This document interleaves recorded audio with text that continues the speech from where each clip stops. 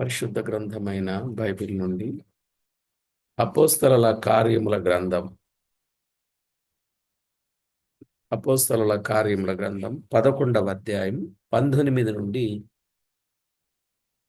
26 వచనాలు చదువుకుందాం. 19 నుండి 26 వచనాలు. స్టెఫను విషయంలో కలిగిన శ్రమను బట్టి చెదరిపోయిన వారు యూదులకు తప్ప మరి ఎవరికిని వాక్యము బోధింపక ఫెనీకే, కుప్రా, అంతియోకయ ప్రదేశముల వరకు సంచరించిరి. కుప్రీలు కొందరును కురేనీయులు కొందరును వారిలో ఉండిరి. వీరు అంతియోకయకు వచ్చి గ్రీసు దేశపు వారితో మాటలాడుచు ప్రభువైన యేసును గూర్చిన సువార్త ప్రకటించిరి. ప్రభు హస్తము వారికి తోడై ఉండెను గనుక నమ్మిన వారనేకులు ప్రభు తట్టు తిరిగిరి.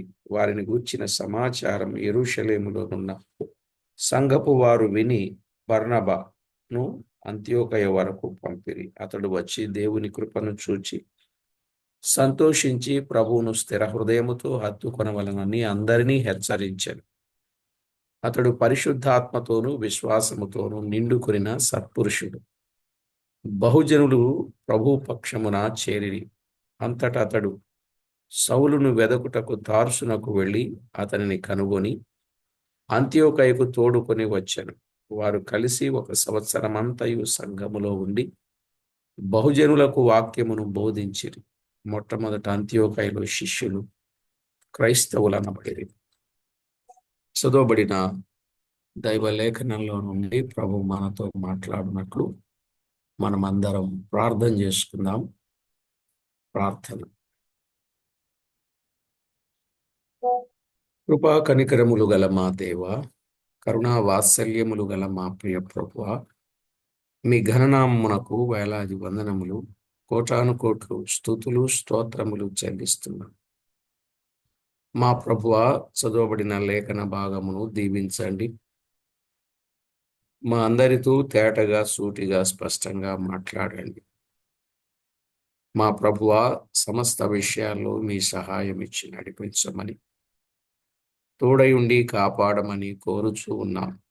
మా ప్రాణప్రియుడా, అన్ని విషయాలలోనూ ఎల్లవేళలా మీ సన్నిధి భాగ్యం మాతో ఉంచి భక్తిలో, విశ్వాసములో, ఆత్మీయతలో పెంపారునట్లు మీ ఆత్మ సహాయం ఇచ్చి మమ్మల్ని నడిపించుచు ఉన్నందుకు మిమ్మును మేమెంతగానో స్తుతించుచు ఘనపరచుచు కొనియాడుచు మా ప్రాణనాథుడు, ప్రియుడు, మా రక్షకుడైన యేసు క్రీస్తు అతి శ్రేష్టమైన అమూల్యమైన నామము స్తోత్రము చెల్లించి స్తుతించి ప్రార్థించి మిక్కిలి వినయముగా బ్రతిమిలాడి వేడుచూ ఉన్నాం మా ప్రియ పరలోకపు తండ్రి. ప్రభునందు ప్రియులారా, మనము చదువుకున్న ఈ వచన భాగంలో అంతియోకయ సంఘము యొక్క స్థితి, అంతియోకయ సంఘము యొక్క స్థితిని గురించి మనము చదువుతూ ఉన్నాం. ఆ సంఘము యొక్క స్థితి ఎలాగున ఉన్నదో దాని వివరాన్ని మనము కొంచెం ఆలోచన చేస్తూ ఉంటాం. నిజమే, ఆనాడు సంఘం దేవుని కొరకు ఎలాగున నిలిచి ప్రభు కొరకు ఏ శ్రమనైనా ఎలాగు ఎదుర్కొనుటకు ఇష్టపడుచు ఉన్నదో ఆ విషయాలన్నీ మనము లేఖనంలో చూడవచ్చు.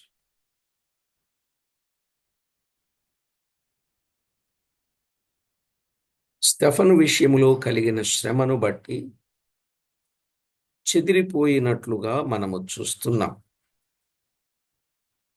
చెదరిపోయిన వారు యూదయ, సమరయ దేశములలో సువార్త ప్రకటించుచుండిరి.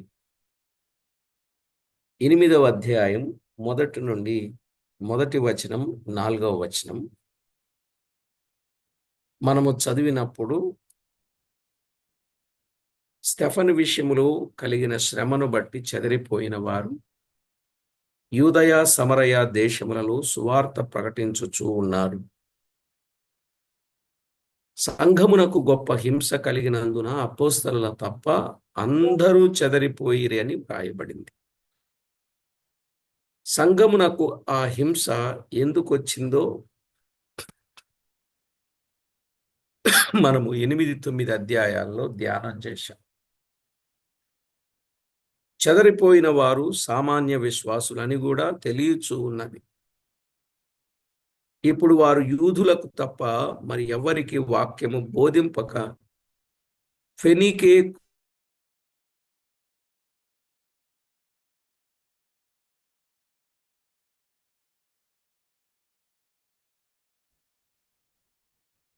ఫెనీకే ఇశ్రాయేలు దేశమునకు ఉత్తరాన మధ్యధరా సముద్ర తీరమున ఉన్న ప్రాంతం.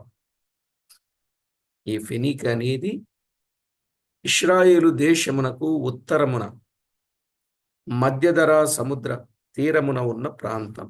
దానిలో తూరు, సీదోను అను పట్టణాలు ఉన్నాయి.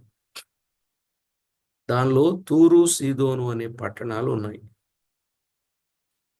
ఈ అంత్యోకయ మధ్యధరా సముద్రము నుండి తూర్పుగా సుమారు 25 కిలోమీటర్ల దూరములో ఉన్న పెద్ద పట్టణం. అంత్యోకయ మధ్యధరా సముద్రము నుండి తూర్పుగా సుమారు 25 కిలోమీటర్లో ఉన్న పెద్ద పట్టణం.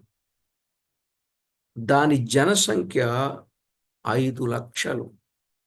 దాని జనసంఖ్య 5 లక్షలు. దీనిని మించినవి రోమ్, అలెగ్జాంద్రియా పట్టణములు మాత్రమే. అంటే అంత పెద్ద పట్టణం రోమ్ పట్టణం, అలెగ్జాంద్రియా పట్టణం అంత్యోకయను మించిన పట్టణాలు. అంత్యోకయ పెద్ద పట్టణమే కాక అంత్యోకయ మిక్కిలి ఐశ్వర్యము కలిగిన పట్టణం. అది మిక్కిలి ఐశ్వర్యము కలిగిన పట్టణం.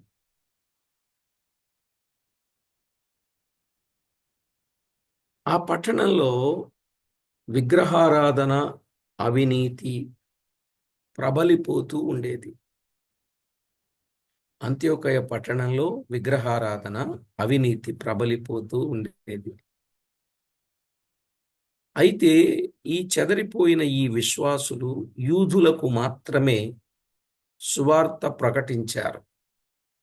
ఎందుకంటే దేవుడు ఇతర అన్య ప్రజలకు కూడా పాప విముక్తి లభించే అవకాశం దయచేసి ఉన్నాడన్న సంగతి వారు గ్రహించలేదు. అర్థమైందండి? వారు గ్రహించలేదు. పాప విముక్తి అన్యులకు కూడా దేవుడు కలిగించడానికి అవకాశం ఇచ్చాడనే సంగతి వారు గ్రహించలేదు. అయితే 20లో చూచినట్లయితే, వచనం 20, అక్కడ కుప్రీయులు, కురేనీయులైన కొందరు విశ్వాసులు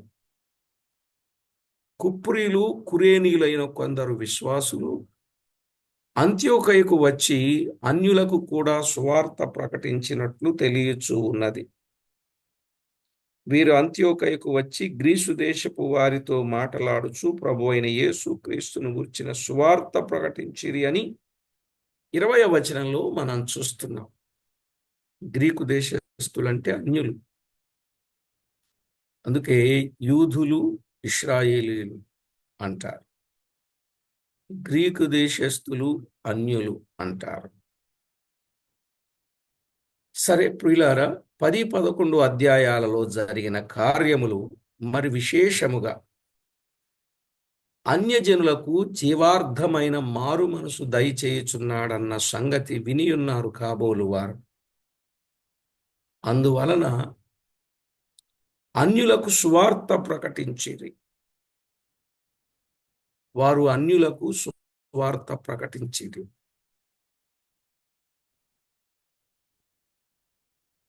ఎవరు వారు?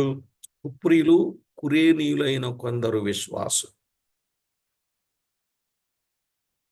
మరియు వారు అన్యులతో మాటలాడుచు ప్రభువైన యేసు క్రీస్తును గూర్చిన సువార్త ప్రకటిస్తూ దేవుణ్ణి మహిమపరుస్తూ ఉన్నారు. అనగా వారు అవసరాలు గూర్చి మాట్లాడుచు సువార్త ప్రకటించిరి. ఎందుకంటే వారు సామాన్య విశ్వాసులే గాని అపోస్తలులు కారు గనుక.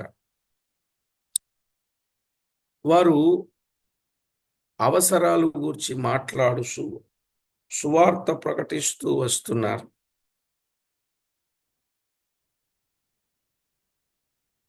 ఇది కొంత ఆలోచన చేయాలి. అలాగే మనము కూడా ఎవరితోనైనా మాట్లాడవలసి వచ్చినప్పుడు ఆ మాటలతో పాటు క్రీస్తు మాటలు కూడా అందించుట మంచిది. ఎందుకంటే కొన్ని అవసరాలు వారికి ఉంటాయి. మనము వారితో మాట్లాడేటప్పుడు మొదట వారి అవసరాలను గూర్చి మాట్లాడుచు ఆ తరువాత నెమ్మదిగా క్రీస్తు ప్రభువును గూర్చిన వార్త ప్రకటించడం అది చాలా మంచిది. మరి వారి సంఘస్థులు అపోస్తలు ప్రతిదినం దేవాలయములోను ఇంటింటను మానక బోధించుచూ వచ్చారని 5వ అధ్యాయం 42వ వచనంలో మనం చూచాం. మరి ఇక్కడ 21వ వచనంలో ప్రభుహస్తము వారికి తోడుగా ఉన్నందున నమ్మిన వారు అనేకులు ప్రభువు తట్టు తిరిగిరి కానీ చూస్తున్నాం. ప్రభుహస్తము వారికి తోడుగా ఉన్నందున. ప్రియులారా, పరిచర్య చేసేవారు పరిచర్య చేయాలి. అయితే ప్రభు హస్తము వారికి తోడుగా ఉండాలి. ప్రభు హస్తము తోడుగా లేకుండా ఎంత పరిచర్య చేసినా సుఖము లేదు. నిజంగా ప్రభు హస్తము తోడుగా ఉండుట వలన జరిగినటువంటి ఆ కార్యం ఎంత గొప్పదో మనము చాటగా గుర్తిస్తాం. ప్రియులారా, 21వ వచనం 24వ వచనం, బహుజనులు ప్రభు పక్షమున చేర్చబడిరి అన్నాడు. 21వ వచనములో అనేకులు ప్రభు తట్టు తిరిగిరి అన్నాడు. కారణం ప్రభు హస్తము తోడుగా ఉండడమే. 9:35లో కూడా మనము చదివినప్పుడు 9:35లో లుద్దలోను షారోనులోను కాపురము ఉన్న వారందరూ అతని చూచి ప్రభువు తట్టు తిరిగిరి. అయినయాను చూచి ప్రభువు తట్టు తిరిగిరి.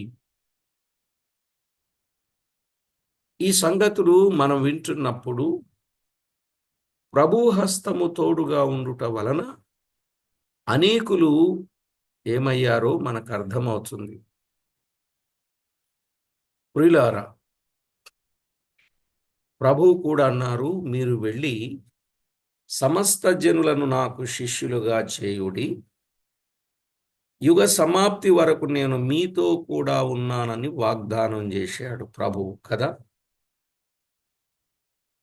మీరు సమస్త సృష్టికి, సర్వ సృష్టికి వెళ్ళండి, సమస్త జనులను నాకు శిష్యులనుగా తయారు చెయ్యండి అని చెప్పాడు. ప్రియులారా, మత్తయి సువార్త 28వ అధ్యాయం 19, 20 వచనాలు.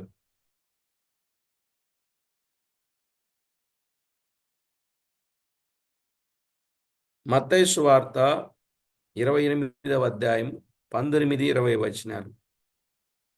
నిజమే, వీరికి తోడుగా ఉండి అనేకులను ప్రభువు వైపు తిరుగునట్లు చేసిన,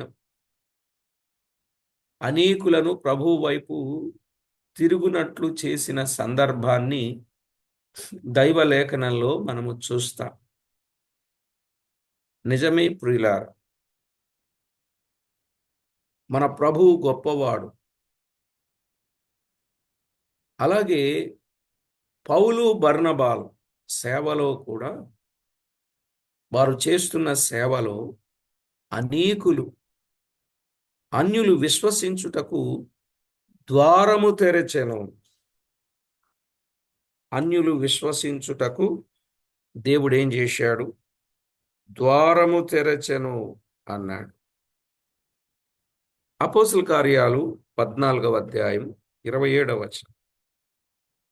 వారు వచ్చి సంఘమును సమకూర్చి దేవుడు తమకు తోడై ఉండి చేసిన కార్యములన్నీ అన్యజనులు విశ్వసించుటకు ఆయన ద్వారము తెరచిన సంగతియు వివరించిరి. ఆయన ద్వారము తెరచిన సంగతి. నేడు మనం కూడా ప్రార్థించి ప్రభువు మీద ఆధారపడి విశ్వాసముతో సువార్త ప్రకటించినట్లయితే నేడు కూడా అనేకులను మార్చునట్లు చేయగలం. అయితే మనం ఎవరి మీద ఆధారపడాలి? ప్రభువు మీదనే. ఎవరిని ఆనుకోవాలి? ప్రభువునే. ఆనుకుంటేనే ఆయన హస్తం మనకు తోడుగా ఉంటుంది. ఆయనే మనకు తోడుగా ఉంటాడు. నిజంగా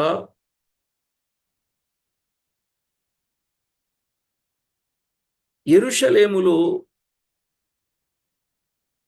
ఉన్న సంఘపు వారు సంగతులను విని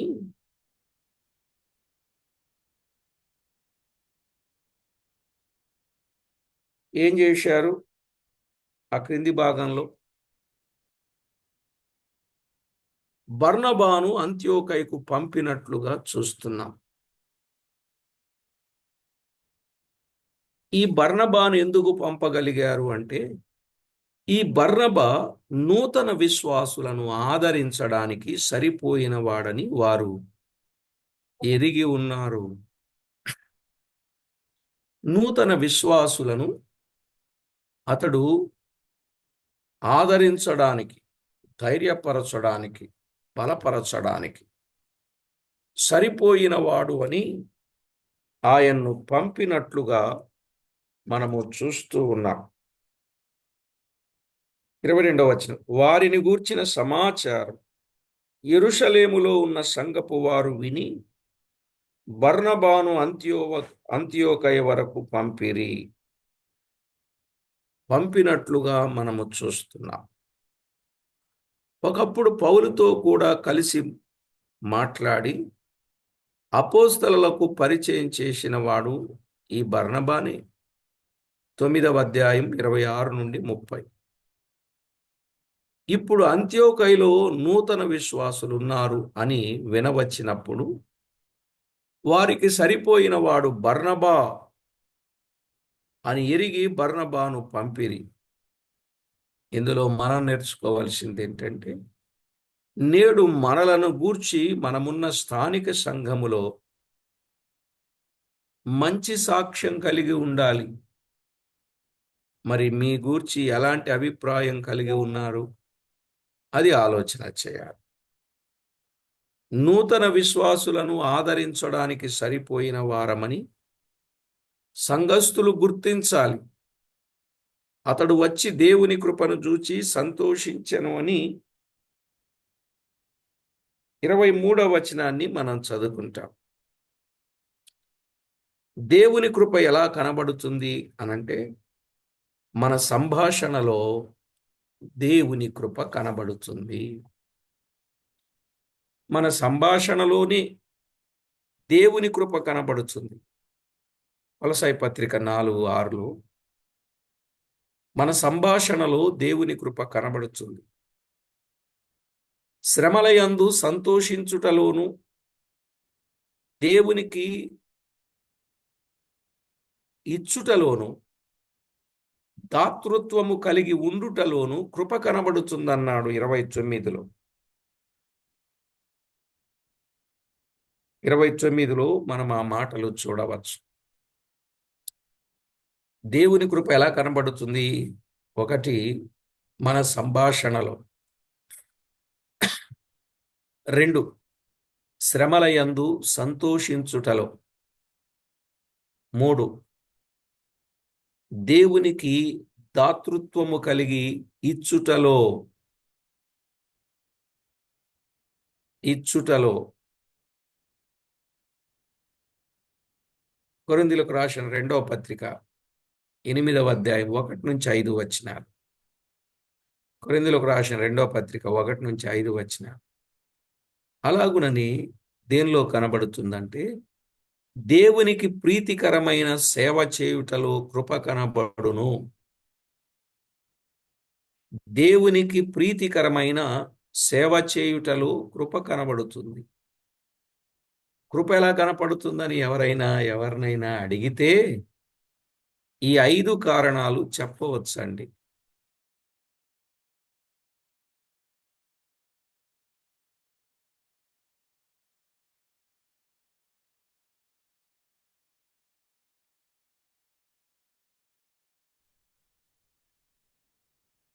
ప్రియులారా, మరలా చెప్పనా? కృప ఎందులో కనబడుతుందో. 1, మన సంభాషణలో కృప కనబడుతుంది. 2, శ్రమలయందు సంతోషించుటలో కృప కనబడుతుంది. 3, దేవునికి దాతృత్వము కలిగి ఇచ్చుటలో కృప కనబడుతుంది. దేవునికి ఇచ్చేటప్పుడు పిసినితనంగా ఇవ్వకూడదు, దాతృత్వము కలిగి ఇవ్వాలి. అలా తీతు అందరికంటే బాగా ఇచ్చాడట. కృపను పూర్వము మొదలుపెట్టిన వాడని తీతు కొరకు రాయబడింది.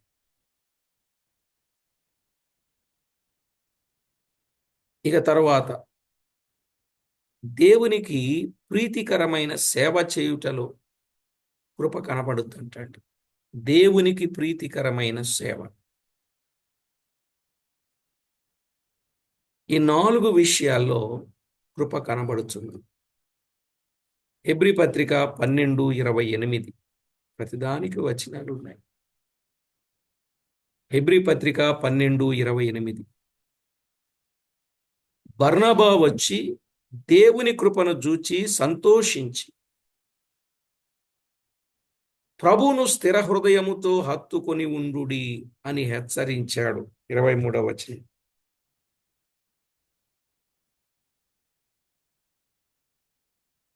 బర్నబా వచ్చేమన్నాడు? దేవుని కృపను చూచి సంతోషించి. అంటే ఆ నూతన విశ్వాసులలో ఈ 4 లక్షణాలు ఉన్నాయి. అందువల్ల వారిలో ఉన్న కృపను చూచి ఆయన ఏం చేశాడు? సంతోషించాడు. రేపు మనకున్నటువంటి సంగతులను బట్టి, మనము కృప కలిగి ఉన్న విషయాలను బట్టి దైవజనులు సంతోషించాలి. విశేషంగా మనము నమ్మిన ప్రభువు మనలను గూర్చి సంతోషించాలి. జాగ్రత్తగా మీరు ఆలోచన చేయండి ప్రభునందు ప్రియులారా.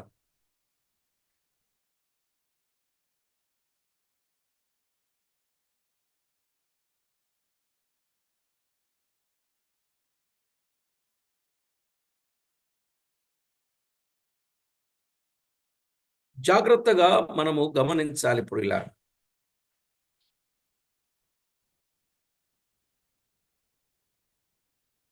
ఇక్కడ ప్రభువును స్థిర హృదయముతో హత్తుకొని ఉండుడి అని హెచ్చరించాడు. హత్తుకొనుట అనగా విడదీయుటకు వీలు లేని స్థితి అని అర్థం. హత్తుకొనుట అనేది విడదీయుటకు వీలు కాని స్థితి. అది హత్తుకోవడం అంటే. రాజుల 2వ గ్రంథం 18వ అధ్యాయం 6వ వచనములో, రాజుల 2వ గ్రంథం 18:6. స్థిర హృదయం అనగా కదలని జీవితం అని అర్థం. కదలని జీవితం. కదలని జీవితం. మనము మోషేను ఎగ్జాంపుల్గా తీసుకుంటే, మోషే స్థిరబుద్ధి గలవాడు. మోషే స్థిరబుద్ధి గలవాడు. ఎందుకు ఆయనను గురించి ప్రస్తావించాల్సి వచ్చిందంటే,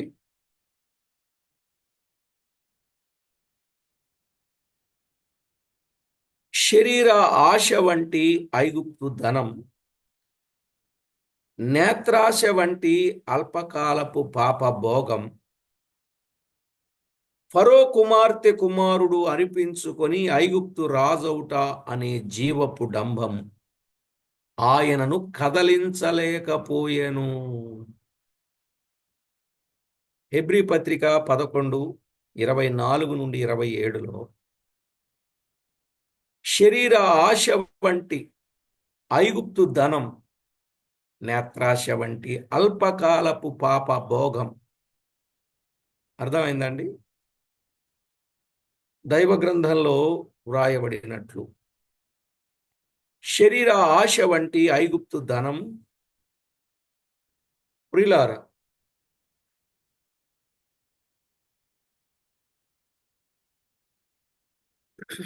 నేత్రాశ వంటి అల్పకాలపు పాప భోగం, ఫరో కుమార్తె కుమారుడు అనిపించుకునేటటువంటి ఐగుప్తు రాజౌట అని ఈ జీవపు డంబం ఆయనను కదలించలేకపోయింది. గనుక వాటిని విసర్జించిన వాడు మోషే. విసర్జించి వచ్చినాడు గనుకనే దేవుడు మోషేను ఫరోకు దేవునిగా ఉంచెను కదండి. వాటిని వదులుకున్నాడు కాబట్టే ఫరోకు దేవుడుగా చేశాడు. నిర్గమాకాండం 7:1 దేవునితో విడదీయలేని బంధం, మధ్యలో ఆశలు ఎన్ని వచ్చినా కూడా కుడి ఎడమలకు చొట్టిల్లిపోకుండా ఉన్నాడు. నేడు మనం కూడా భౌతికమైన వాటిని విసర్జించినట్లయితే దేవుడు పరసంబంధమైన ఆత్మ సంబంధమైన దీవెనలు మనకు అనుగ్రహిస్తాడు. అర్థమైందండి? భౌతికమైన వాటిని మనము విసర్జిస్తే దేవుడు పరసంబంధమైన ఆత్మ సంబంధమైన దీవెనలు మనకు అనుగ్రహిస్తాడు. గనుక మనము దృశ్యమైన వాటిని చూడక అదృశ్యమైన వాటి మీదనే గురి కలిగి ఉండాలండి. దృశ్యమైన వాటిని మనము చూడకూడదు, అదృశ్యమైన వాటి మీదనే గురి కలిగి ఉండాలి. 11-24లో బర్నబా ఆత్మపూర్ణుడై ఉండెను.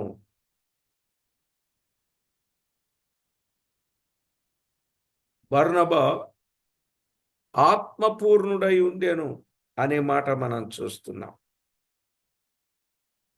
సరే, 24వ వచనం ఒకటి చదువుకుందాం. బర్నబా ఎవరండి? అతడు పరిశుద్ధాత్మతోనూ విశ్వాసముతోనూ నిండుకొనిన సత్పురుషుడు అనే మాట చూస్తున్నాం. అతడు ఆత్మపూర్ణుడై నిండినవాడుగా ఉన్నాడు. ఇక్కడ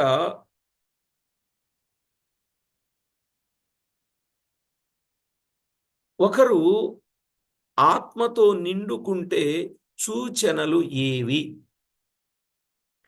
ఒకరు ఆత్మతో నిండినప్పుడు కలిగే సూచనలు ఏవి అని మీరు చిన్న సబ్ హెడ్డింగ్ పెట్టుకొని రాసుకోగలిగితే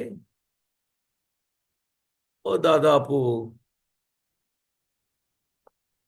కొన్ని విషయాలు మనము వినవచ్చు.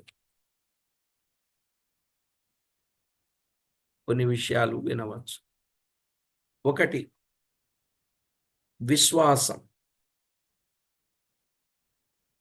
విశ్వాసము కలిగిన వాడుగా ఉంటాడు. అందుకే ఇక్కడ వ్రాయబడింది పరిశుద్ధాత్మతోనూ విశ్వాసముతోను నిండియుండెను అని వ్రాయబడింది. ఎలా నిండి ఉన్నాడు? విశ్వాసముతో, పరిశుద్ధాత్మతో విశ్వాసముతో నిండియుండెను అని వ్రాయబడింది. రక్షణకరమైన విశ్వాసం ఇదివరలో బర్నబాకు లభించింది. అంటే విశ్వాసం ఉంచినప్పుడు రక్షించబడ్డాడు. అది విశ్వాసము ద్వారా కలిగిన రక్షణ. కానీ ఇప్పుడు విశ్వాసముతో నిండిన వాడుగా ఉన్నాడు.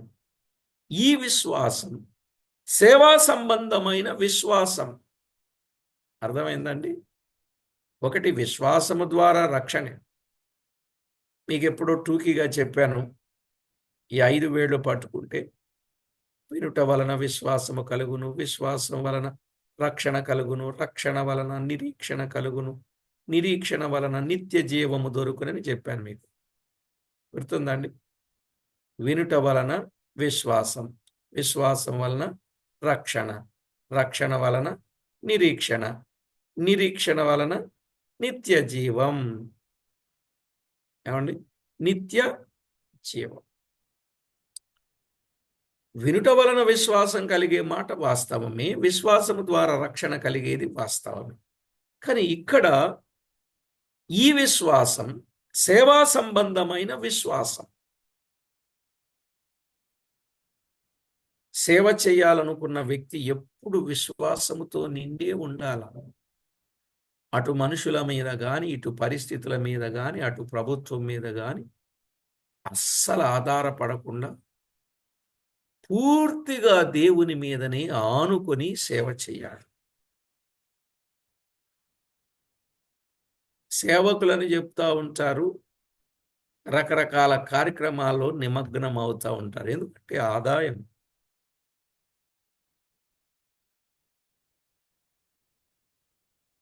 కాబట్టి అలా కాకుండా దైవ గ్రంథములు వ్రాయబడినట్లు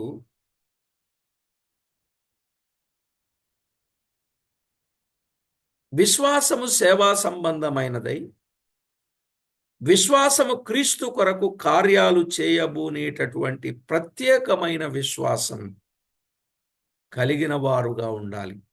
అది అగత్యం, అది అవసరం. గలతీ పత్రిక 5వ అధ్యాయం 6వ వచనం. గలతీ పత్రిక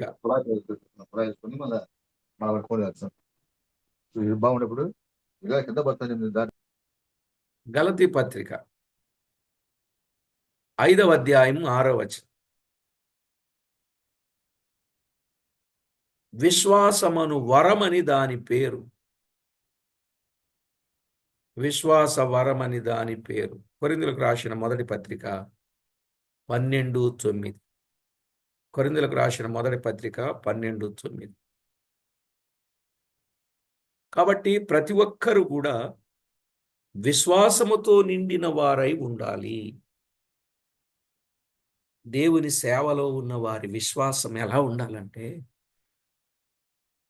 కొరింథీయులకు రాసిన మొదటి పత్రిక 2వ అధ్యాయం 4వ వచనం. కొరింథీయులకు రాసిన మొదటి పత్రిక 2వ అధ్యాయం 4వ వచనం. మీ విశ్వాసం మనుషుల జ్ఞానమును ఆధారము చేసుకొనక దేవుని శక్తిని ఆధారము చేసుకొని ఉండవలనని నేను మీతో మాట్లాడినను, సువార్త ప్రకటించను, జ్ఞానయుక్తమైన తీయని మాటలను వినియోగింపక పరిశుద్ధాత్మయు దేవుని శక్తియు కనపరచు దృష్టాంతములని వినియోగించి తిని అన్నాడు. కనుక విశ్వాసం మనుషుల జ్ఞానమును ఆధారము చేసుకొనక దేవుని శక్తిని ఆధారము చేసుకుని ఉండాలి. ఇదే విశ్వాసం. ఇదే విశ్వాసం అండి. సేవా సంబంధమైన విశ్వాసం. విశ్వాసం ద్వారా రక్షించబడతారు, నిజమే. కానీ సేవలో ఉన్నటువంటి వారు మనుషుల జ్ఞానాన్ని ఆధారం చేసుకోకూడదు. దేవుని శక్తిని ఆధారం చేసుకోవాలి మన విశ్వాసం. మనుషులు ఎలాంటి వాళ్ళు అంటే, కలిసి వస్తే కలిసి వచ్చిన మాట, కలిసి రాకపోతే కలిసిన మాట. పెడితే పెళ్ళి, పెట్టకపోతే మీకు తెలుసు, నేను చెప్పక్కర్లేదు. కనుక విశ్వాసం రక్షించబడుటకు కారణం రక్షించబడినటువంటి వ్యక్తి. రక్షించబడిన వ్యక్తి రక్షించబడిన వ్యక్తి సేవలో ఎంత విశ్వాసం మీద ఆనుకొని సేవ చేయాలో.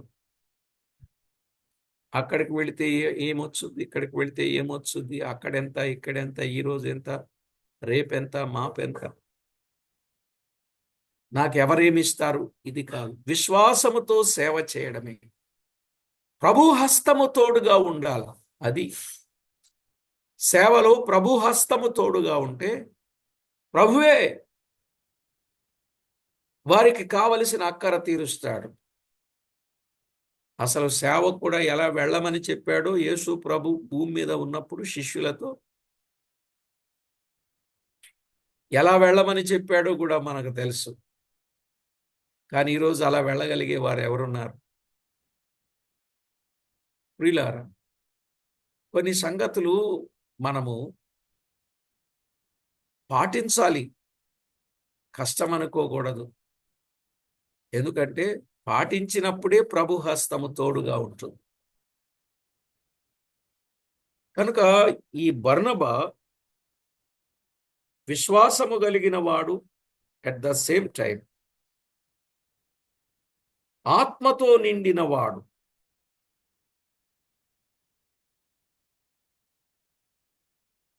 మరికొన్ని సంగతులు ఉన్నాయి, తర్వాత పాఠంలో చెప్తాను. విశ్వాసం ఒక్కటే గాని దాని వలన ఎన్నో ప్రయోజనాలు ఉన్నాయి. ఆ ప్రయోజనాలన్నీ మీరు జ్ఞాపకం చేసుకుంటే చాలా గొప్ప సంగతి. ప్రభు చిత్తమైతే కొద్దిగా జ్ఞాపకం చేస్తానులే. ప్రార్థన చేసుకో. పరిశుద్ధుడవైన మా తండ్రి, పరమందు ఆసీనుడవైన మా దేవ, మీ గణనామమునకు వేలాది వందనములు, కోటాను కోట్లు స్తుతులు స్తోత్రములు చెల్లిస్తున్నాము. దేవా, ఎంతో గొప్ప దేవుడవు, ప్రేమగల దేవుడవు, ప్రభావము గల ప్రభుడవు. మీ కార్యములు ఎంత గొప్పవో ప్రభునందు ప్రియులారా,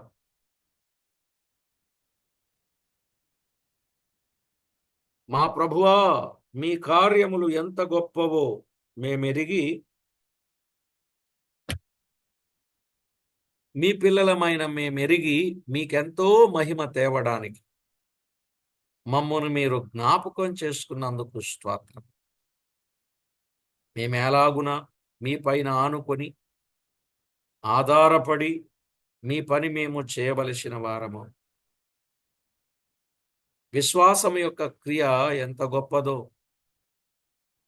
మీ హస్తము తోడుగా ఉన్నప్పుడు అనేకులు ఎలాగూ మీ వైపు తిరిగారో మేము అవి చూచాం. మేమందరం మీకు మహిమకరంగా జీవించుటకు అనుదినము దినదినము సిద్ధపరచు. మీ నామమునకే మహిమ ఆపాదించుకొనమని తోడై ఉంటారని కోరుచు మా ప్రభు మా రక్షకుడైన యేసు క్రీస్తు అమూల్యమైన నామమున స్తోత్రము చెల్లించి స్తుతించి ప్రార్థించి మిక్కిలి వినయముగా బ్రతిమలాడి వేడుచూ ఉన్నాము మా పరమ తండ్రి. ఆమేన్.